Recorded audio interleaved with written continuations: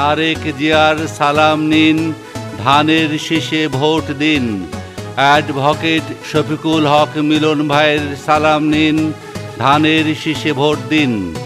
তরুণ প্রজন্মের প্রথম ভোট ধানের শীষের জন্যই হোক। বাবা মোহনপুরের উপজেলার সব জনগণ মোদের এই মাটির কৃতি সন্তান শফিকুল হক মিলন ভাই, ধানের শীষ মার্কা নিয়ে জিতবে মিলন ভাই। রাজশাহী ৩ আসনের বিএনপি মনোনীত প্রার্থী আমরা যাকে পাই, সে তো মোদের প্রিয় নেতা শফিকুল হক মিলন ভাই, ধানের শীষ মার্কা নিয়ে জিতবে মিলন ভাই।